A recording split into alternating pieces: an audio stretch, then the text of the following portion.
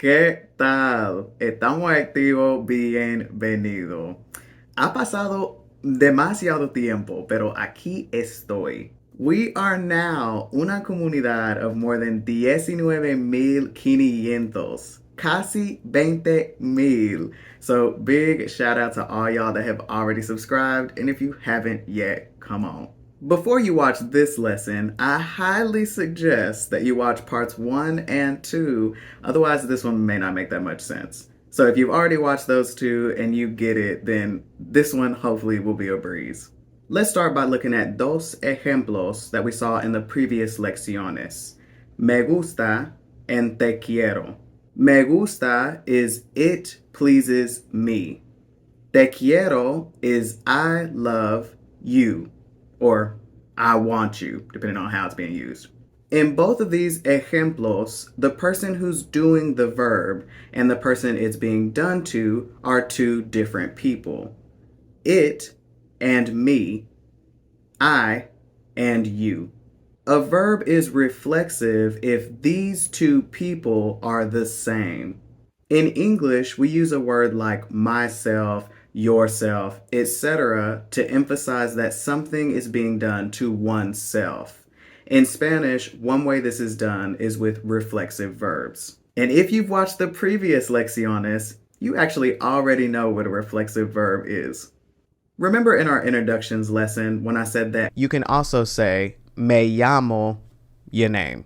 This is saying, I call myself, or as we say in English, I go by. That is reflexive. These two people are the same. Llamo is I call. Me is me. So this is I call myself. This is why I say it's so important not to think of me llamo as my name is, because that's not actually what it means, and it's really just going to cause you more confusion if you think about it that way. Ages ago, we talked about the fact that all verbs in Spanish end in either AR, ER, or IR. Reflexive verbs also have these same endings, but they have something extra tacked onto the end. Se. Here's an example so you can see a non-reflexive verb compared to a reflexive one. The verb levantar means to lift something. It is not reflexive. The reflexive version, levantarse, means to lift oneself, aka to get up. The se on the end shows that it's reflexive, something that someone does to themselves. So even though levantar and levantarse are similar, these are different verbs with different meanings. Reflexive pronouns are almost the same as what we saw for direct and indirect object pronouns, with one difference. The reflexive pronouns for me, te, and nos are the exact same. Gracias a Dios. The difference is that for él, ella, usted, and it, and ellos, ustedes, we have se. So we've got me for myself, te for yourself, se for his, her, or itself, nos for ourselves, and se for their selves or y'all selves. You might be thinking, well, if these pronouns are so similar, how am I going to know if it's reflexive or not? You'll know because the verb and the pronoun will be the same person. Let's look at some examples using levantarse. Me levanto temprano todos los días. I get up early every day. Te levantas tarde los fines de semana. You get up late on weekends. Se levanta a las 6 de la mañana. She gets up at 6 a.m. Nos levantamos juntos. We get up together. Se levantan temprano para hacer ejercicio.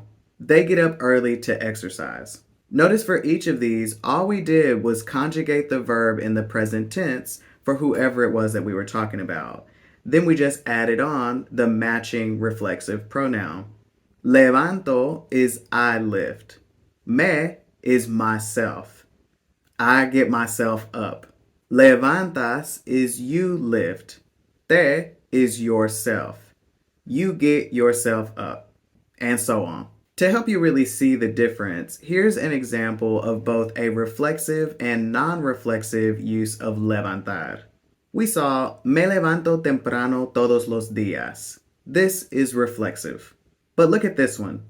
Levanto pesas en el gimnasio. I lift weights at the gym. Notice here that we don't use me in front of levanto because this is not something that we do to ourselves. This is an action that we're doing to the weights, not to ourselves. See, it's not too bad.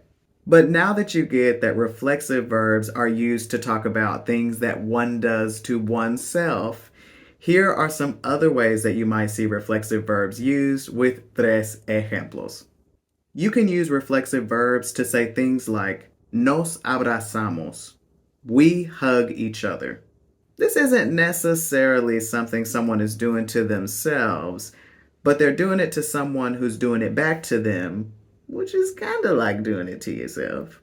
You can also use reflexive verbs to talk about things that you do for yourself. Like ella se prepara un café. She makes or is making herself a coffee.